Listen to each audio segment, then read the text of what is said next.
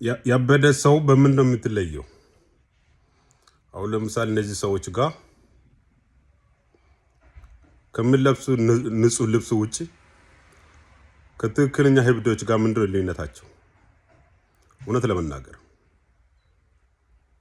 እነዚህ ህብዶች ናቸው። እኔ ሃይማኖት አስደንዛዥ ይዝ ነው ብዬ ስናገር አንዳንድ የሚናደዱ ሰዎች አሉ። እኔ ከኤክስፒሪየንስ ተነስቼ ነው።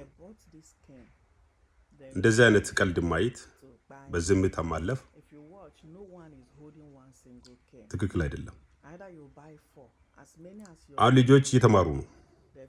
ከነዚህ ሰዎች እየተማሩ ነው። ከብዙ አመታት በኋላ ብዙ ህብዶች ይኖሩናል። ህብደት እኮ በቃ በራቆት መሄድ ብቻ አይደለም እኮ ከተለመደው አካሄድ ውጭ መሄድ ነው። አሁን ለምሳሌ እንደዚህ አይነት ሰዎች ከህብዶች ጋር ምንም ልዩነት የላቸው። አሁን ቻይና ሀገር እንደዚህ አይነት ቀልድ አታገኝ። ምክንያት ቀልድ አያውቁም እነዛ። እንደኔ የአፍሪካ መንግስታት ስለነዚህ ሃይማኖቶች አዲስ አዋጅ መውጣት መቻል አለበት የሚል ሐሳብ አለኝ። ምክንያቱም እንደ ሃይማኖት በቅድሚያ እንደምልህ አይምሮን አትጠቀም፣ ኮመን ሰንስ አሳሰብ አትጠቀም።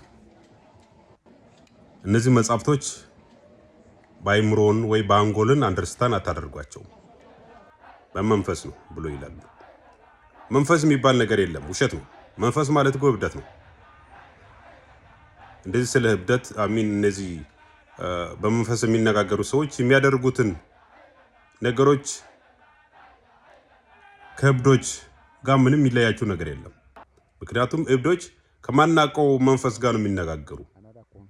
ምክንያቱም እርስ በርሳቸው ሲነጋገሩ ዝም ብሎ ራሳቸው ሲነጋገሩ ከማናውቀው መንፈስ ጋር ነው የሚነጋገሩት። በተመሳሳይ እነዚህ ሰዎች ከማይታይ መንፈስ ጋር ነው የሚነጋገሩ። ተግባር ሲያረጉትም እብዶች የሚያረጉትን ተግባር ነው የሚተገበሩት።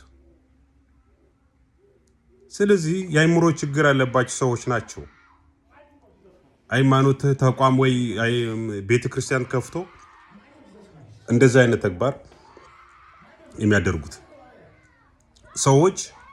ትክክል አይምሮ በሽታ የሌላቸው ሰዎች ኢዶ ልጅ የሚያደርግ ነገር ነው የሚያደርጉት ቸርች ውስጥ። ምክንያታቸው ምንድነው? አይምሮአቸው አትጠቀሙትን፣ አሳሰባቸው አትጠቀሙት፣ አንደርስታንድ አታደርጉ። ለዛ ነው ቸርች ሄዶ እንደ ልጆች